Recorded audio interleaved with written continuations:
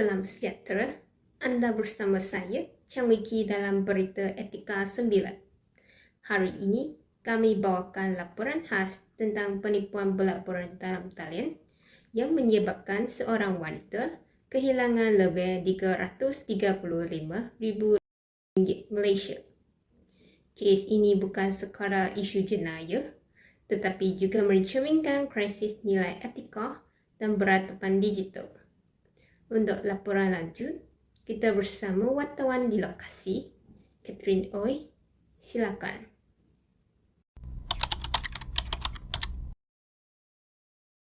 Terima kasih Chang Wiki.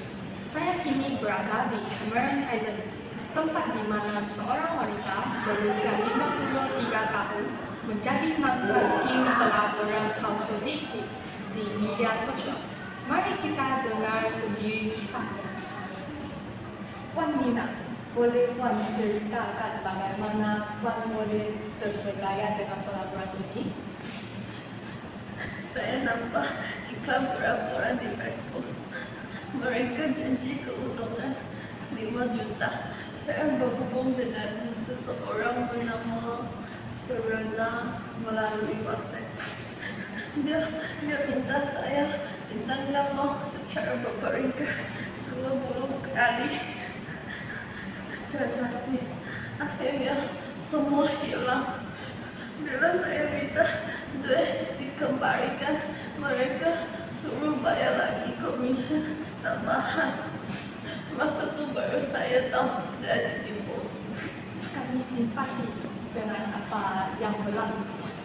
Adakah laporan polis telah dibuat? Ya, saya terus ke balai polis. Saya tak nak orang lain jadi macam saya. Selepas kejadian itu, ibu saya sentiasa gelisah. Bila telefon berbunyi pun dia sudah takut. Kami terpaksa jelaskan berkali-kali bahawa bukan semua mesej itu bahaya, tapi trauma itu kuat. Dia rasa macam dikinati.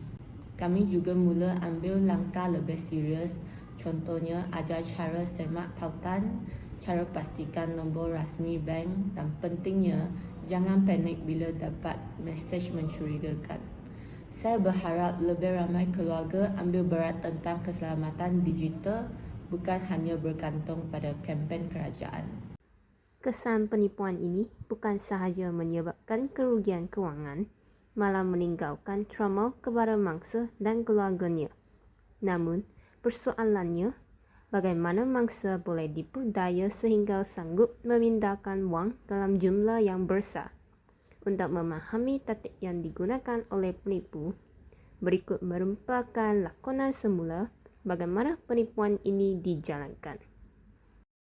Hai, saya Serena dari DeepSeek. Kami tawarkan pelaburan emas digital iaitu untung 50% dalam seminggu. Senang betul bagi angka yang besar, semua terus percaya.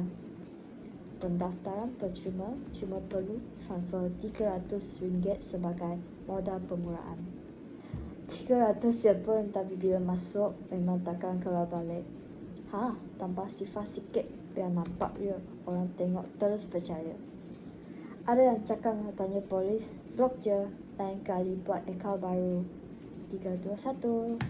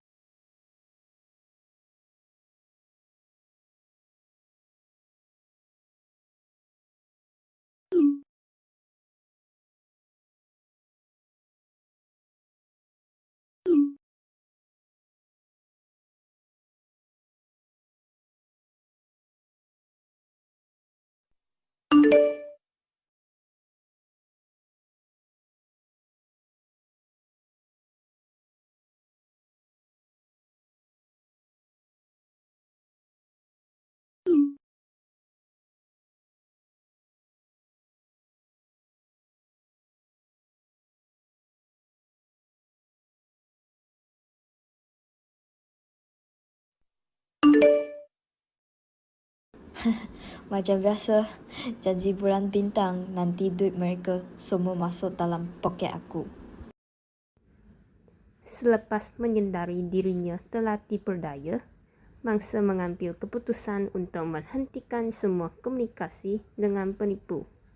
Kes ini kemudiannya dilaporkan kepada pihak berkuasa bagi membolehkan siasatan lanjut dijalankan.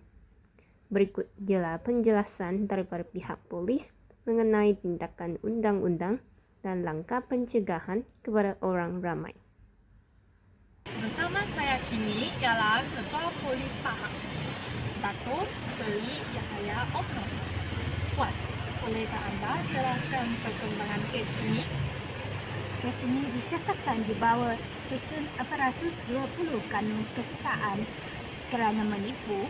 Kami menasihatkan orang ramai supaya tidak mudah percaya dengan pelaburan atas talian yang menjanjikan pulangan tinggi dalam masa singkat.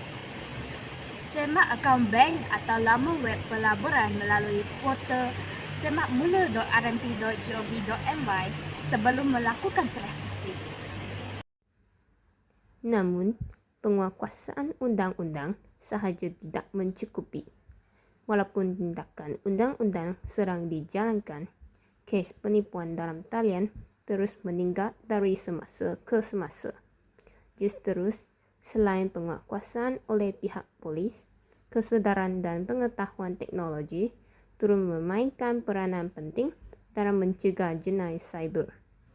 Untuk memahami bagaimana penipuan ini beroperasi dan bagaimana orang ramai boleh melindungi diri, kita dengarkan pandangan daripada pakar keselamatan cyber. Bersama saya juga Cik Tun, pakar keselamatan cyber. Cik, mengapakah kes seperti ini masih berlaku walaupun banyak kempen kesedaran dijalankan? Masalahnya bukan sekadar kurang ilmu, tapi juga kurang etika dan tanggungjawab digital. Penipu menggunakan teknologi untuk menipu dan ini tanda hilangnya nilai moral. Pengguna juga mudah percaya tanpa menyemak kesahihan. Ini menunjukkan kemerosotan perabatan dalam dunia maya, di mana kejujuran dan amanah tidak lagi dihargai. Berdasarkan statistik yang dipaparkan, kes penipuan pelaburan di Malaysia menunjukkan tren peningkatan yang membimbangkan dari tahun ke tahun. Carta baru ini memperlihatkan bahawa bilangan kes mula meningkat sejak tahun 2020 dan terus menunjukkan lonjakan ketara sehingga tahun 2024. Antara jenayah cyber yang paling kerap dilaporkan ialah jenayah telekomunikasi dengan lebih 28,000 kes, melibatkan panggilan palsu serta mesej penipuan melalui SMS dan WhatsApp. Kes jenayah e-dagang pula mencatatkan hampir 15,000 kes, di mana mangsa ditipu semasa urusan jual beli dalam talian. Seterusnya, penipuan pelaburan tidak wujud merekodkan lebih 9,000 kes, menunjukkan bagaimana janji keuntungan tinggi terus memberdaya masyarakat. Pinjaman tidak wujud turut menjadi antara kes yang membimbangkan dengan lebih 8,000 kes. Sering menyasarkan individu yang berada dalam tekanan kewangan. Selain itu, jenayah e-kewangan mencatatkan hampir 6,000 kes, melibatkan penyalahgunaan akaun dan transaksi digital. Melalui carta PAI, dapat dilihat bahawa majoriti mangsa terdiri daripada golongan berumur antara 30 hingga 60 tahun, iaitu mereka yang aktif bekerja dan mempunyai simpangan kewangan.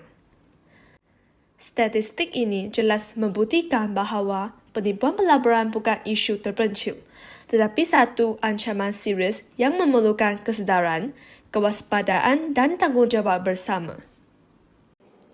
Terima kasih atas perkongsian dan penjelasan yang sangat bermanfaat. Namun begitu, sejauh manakah tahap kesedaran masyarakat terhadap ancaman penipuan pelaburan ini? Kami turut mendapatkan pandangan daripada orang awam mengenai isu penipuan dalam talian yang semakin berleluasan. Saya sendiri hampir setiap minggu terima mesej pelaburan, sama ada melalui WhatsApp, Telegram atau media sosial. Kadang-kadang mesej itu ditulis dengan sangat kemas, guna nama syarikat besar, logo rasmi dan ayat yang nampak profesional. jadi memang mudah buat orang rasa yakin. Pada awalnya, saya pun hampir terpengaruh sebab cara mereka bercakap seolah-olah sangat berpengalaman dan meyakinkan. Tapi, bila fikir semula, kebanyakan tawaran itu menjanjikan pulangan yang terlalu cepat dan terlalu tinggi. Sesuatu yang sebenarnya tidak logik dalam pelaburan yang sebenar. Sebab itu, bagi saya, kalau sesuatu tawaran kedengaran terlalu bagus untuk jadi kenyataan, memang lebih selamat untuk kita elakkan. Kita kena biasakan diri menyematkan maklumat sebelum percaya. Semak latar belakang syarikat, pastikan nombor dan lawan map itu adalah rasmi dan jangan terus klik mana-mana pautan. Dalam dunia digital sekarang, banyak maklumat boleh dipalsukan. Jadi, sikap berhati-hati dan bertanggungjawab sangat penting supaya kita tidak mudah menjadi mangsa. Terima kasih atas perkongsian itu. Untuk memahami isu ini dari sudut nilai dan peradaban pula, kita beralih kepada penganalisis etika bagi melihat kesan lebih mendalam terhadap masyarakat. Berdasarkan analisis yang telah dilakukan, kes ini bukan sekadar jenayah digital. Malah, ia telah menggambarkan nilai kejujuran dan kemanusiaan yang semakin luntur dalam masyarakat ini. Apabila teknologi semakin maju, tanggungjawab sebagai masyarakat juga perlu ditingkatkan. Tetapi, hal ini tidak berlaku. Apabila seseorang sanggup menipu untuk keuntungan cepat, ini menunjukkan kehilangan empati, amanah dan rasa hormat sesama manusia. Oleh itu, pengguna internet haruslah memupuk budaya celik digital dengan memeriksa maklumat sebelum mempercayainya dan bertindak secara waras. Jika kita tidak memperkukuhkan etika dalam dunia cyber ini, masyarakat akan berasa kecewa dan hilang kepercayaan sepenuhnya terhadap penggunaan internet ini. Teknologi hanya adalah sebuah alat. Manusialah yang menentukan sama ada ia membina tamadun atau meruntuhkannya. Terima kasih kepada semua narasumber. Kejadian ini mengingatkan kita bahawa kemajuan teknologi tanpa etika akan menghancurkan peradaban. Gunakan internet dengan nilai moral dan kejujuran. Saya Chang Wiki, melaporkan untuk Berita Etika 9. Sekian, terima kasih dan salam beretika.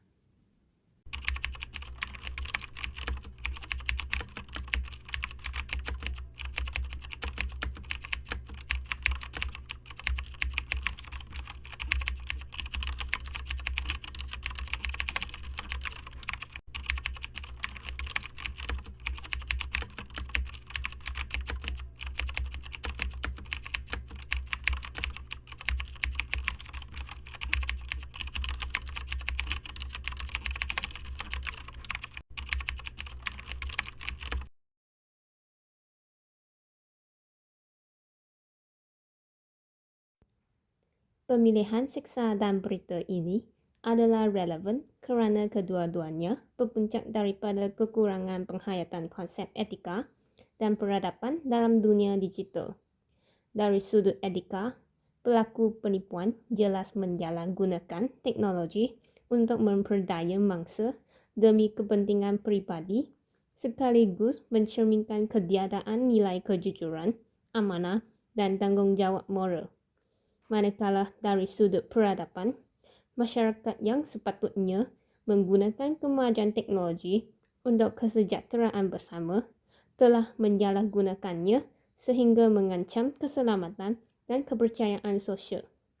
Kes ini membuktikan bahawa kemajuan teknologi tanpa panduan etika dan nilai kemanusiaan bukan sahaja membawa kerugian kewangan, malah meruntuhkan asas peradaban digital yang berteraskan kepercayaan dan integriti.